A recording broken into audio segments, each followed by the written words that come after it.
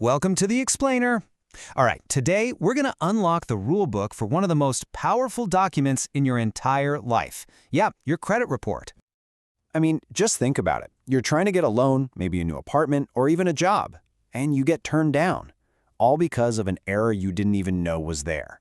Your credit report tells your financial story, and that story has huge power. So what happens when that story gets it, well, just plain wrong? Whether you're buying a house or getting a car, this one little report can literally open doors or slam them right in your face. And that's exactly why a really powerful law was put in place to be its guardian, and by extension, your guardian.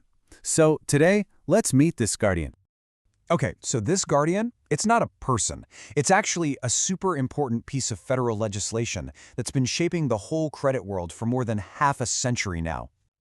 You know, to really get the FCRA, you've got to look at when it came into being. The late 60s and early 70s, that was a huge time for consumer protection laws.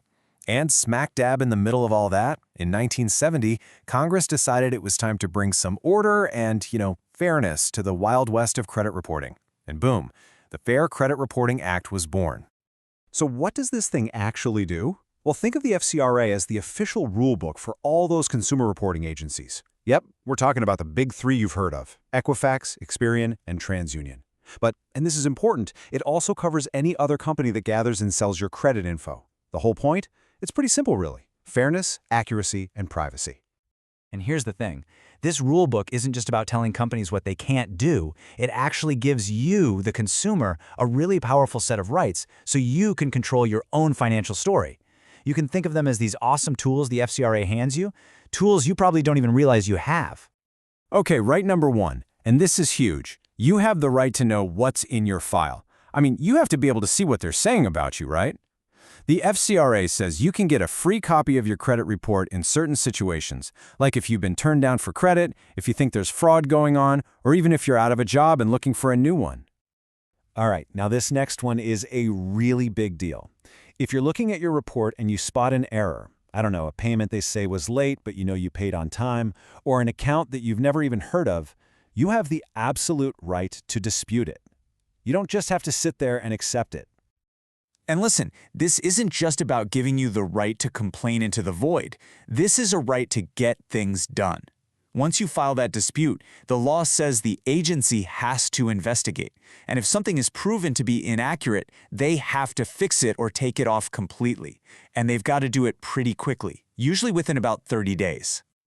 I mean, your financial info is, well, it's personal. And the FCRA gets that. It makes sure it stays that way. Your report can only be pulled by people who have a legitimate, legal reason to look at it.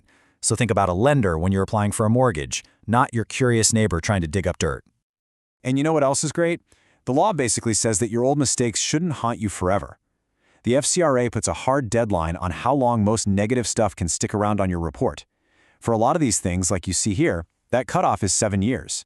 This makes sure your report is about your recent financial picture, not something that happened a decade ago. Okay, but here's the thing. The world changes, right? The financial world definitely doesn't stand still. So by the early 2000s, there was this massive new threat that nobody really saw coming: identity theft. So in 2003, Congress decided the FCRA needed a serious upgrade to fight this thing head on. And that upgrade has a name: the Fair and Accurate Credit Transactions Act, or just FACTA, which is way easier to say. And just like the name suggests, it added a whole new set of protections to make things more accurate and, crucially, to give you more weapons in the fight against identity theft. Probably the biggest change that came from FACTA could be boiled down to a single number: 1. Yep, FACTA is the entire reason you are entitled to one free credit report from each of the 3 main bureaus every single year. You get them from that official site, annualcreditreport.com. This was an absolute game changer for letting people keep an eye on their own credit. But wait, there's more. FACTA didn't just stop with the free reports. It also created those super important tools like fraud alerts, so you can raise a red flag if you think someone's messing with your identity. And it put new rules on businesses too. You know how you only see the last few digits of your credit card number on receipts? Yep, that's because of FACTA. Same reason companies have to properly shred or destroy documents with your sensitive info on them. Okay, so the law gives you all these rights, which is great. But what happens when a business actually uses the information in your report and then makes a decision that affects you?